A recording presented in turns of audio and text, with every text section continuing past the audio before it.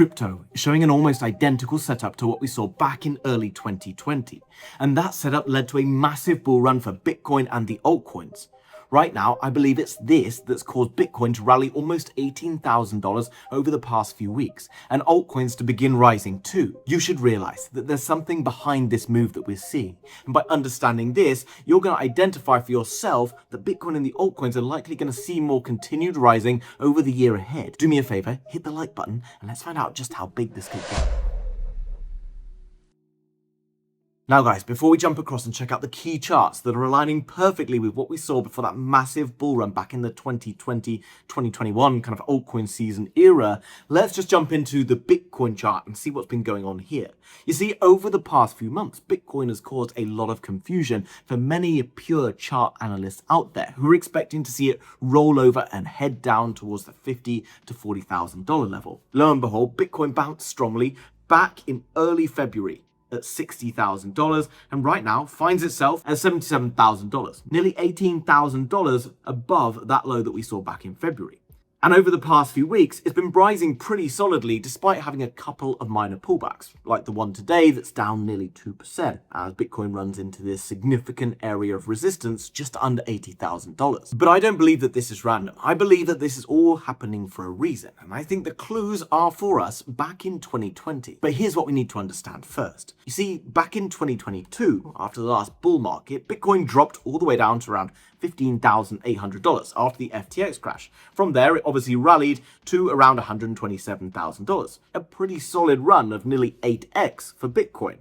So you'd obviously call that a bull market for Bitcoin, but you'd struggle to call it a bull market for anything else. While we did have two mini altcoin seasons, one in early 2024 and one in late 2024, the majority of altcoins never really did anything, never really broke beyond previous all-time highs. I mean, this is Ethereum, and you can see that Ethereum has just been ranging from previous all-time highs down to kind of lows at around $1,000 and then kind of up again without really doing much in the meantime. Has Ethereum really had a bull market? Or has it just been trending sideways? And if you look at Total 2, which is the crypto market minus Bitcoin, you can see that it had a massive bull run back in 2020, 2021, and then from there has basically ranged around again, retesting those highs back in October of last year. Again, never really saw much of a bull run if you to zoom out and look at what the charts are saying.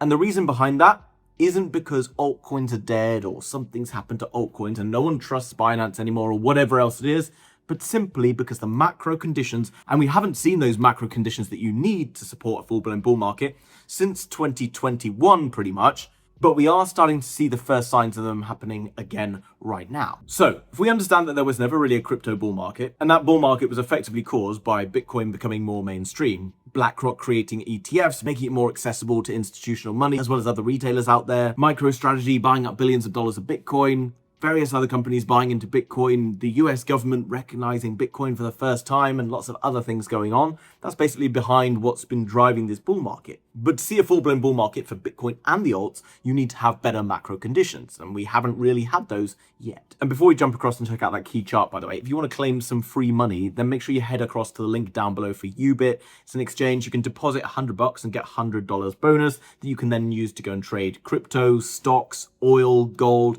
anything like that, all through one exchange. You don't need to KYC, and you can access this exchange from wherever you are in the world. So if you want to go and claim some free money, make sure you do it through the link down below in the description. Deposit $100, get $100 and go and trade for free while the markets are still low before they pump up and get really exciting. Now, this is the key chart that we all need to be paying attention to. Now, I know over the past few years, you've heard lots of people talking about macro and saying that we need the macro conditions to improve, that we need liquidity, that we need to see more risk conditions across the markets. And that's true. That's why we didn't see the bull run that we all wanted to see back last year. That's why that kind of push higher fizzled out for Bitcoin and never really got anywhere for the altcoins. And it's all because of macro. You see, ever since 2022, we have been in quantitative tightening. The US Federal Reserve has been trying to reduce its balance sheet. When this happens, it means there's not enough liquidity to go around, and it means that risk conditions are massively reduced as well. This means that risk assets, like crypto, don't get to go up. And as you can see below, it causes global liquidity to go down as well, because the US has the dollar, and all other currencies around the world right now are linked to the dollar. So Chinese RMB, Japanese yen, you get the picture. All of these different currencies go together. But when the US Federal Reserve stopped quantitative tightening and decided to start bringing in quantitative easing, i.e. pumping money into the economy, and whilst it's not being called quantitative easing right now, they are pumping billions of dollars each and every week into their economy.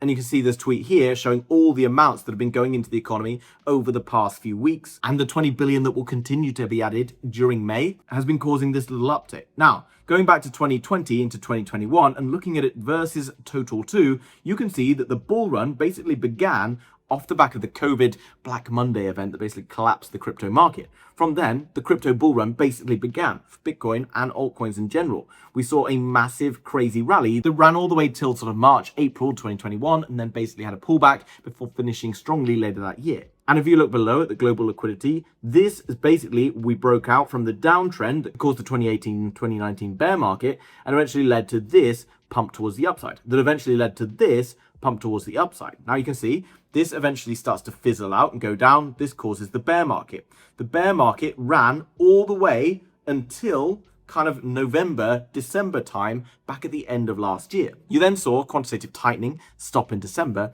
and money start to enter into the system.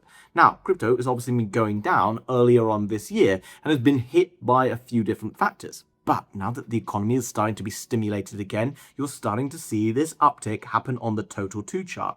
And this is in line with what you're seeing here in terms of an increase in the global liquidity. And whilst you might not be feeling that it's hit Bitcoin and the altcoins strongly enough yet, and you don't feel like it's bullish or anything like that, there's other asset classes that are beginning to show this in a very big way. And by looking at this comparison chart, you can see a lot of these starting to take place. The Russell 2000, which is the small cap stocks versus the S&P 500, are beginning to rise. The altcoin dominance, the others versus Bitcoin chart, has been beginning to creep up. The PMI or manufacturing index has been over 50 for 3 months, and we're likely to see a reading coming in, I believe, next week that will also be over 50 and again tell us that the economy is returning to strength. And this is why ETH is beginning to outperform Bitcoin as well. And by understanding that previous bull markets were simply caused by this, and the only anomaly really that we have to make sense of is the fact that Bitcoin went up over the last few years rather than just trending sideways like the entire altcoin market did, then it should start to make a lot more sense that we have all of the macro conditions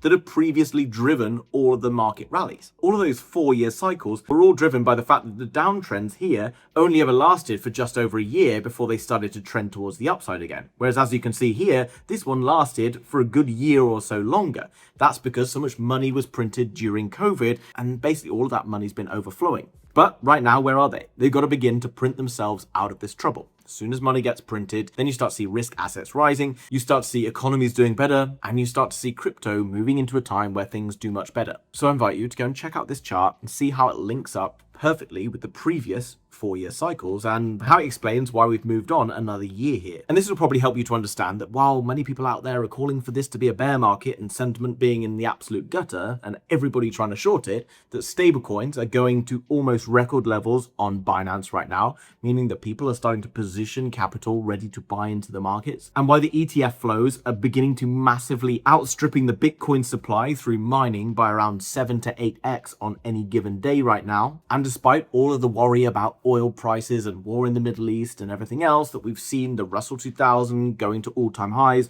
showing no signs of stopping, the S&P 500 also climbing to all-time highs. At the time of making this video, it's pretty much at all-time highs, although we might see a minor pullback over the next couple of days. Why copper, a metal used in manufacturing and building, has been outperforming gold, the safe storage asset. And here again, you can see the extended downtrend here versus the shortened kind of 4-year cycle ones that happened before. All pretty obvious in my opinion. But anyway, obviously go and check it out for yourself.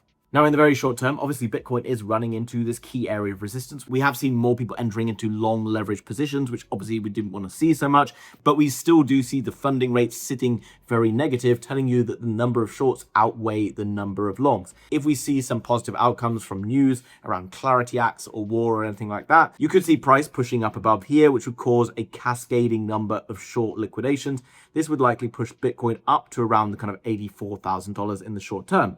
But until we see that coming out, we could potentially see a pretty boring week for Bitcoin, sitting in and around this range between sort of the $74,000 and kind of $80,000 level before breaking higher. Not really particularly excited on whether or not we see a move in the coming 24 hours or not, but I do believe that this is just the beginning of a much bigger trend back towards the upside for crypto. Do me a favor, let me know down below whether that was useful and interesting for you. Let me know whether you've been buying at all or you're going to wait for much lower prices like most people. And if you haven't already, smash the like button, and I'll see you very soon in another video. Bye-bye.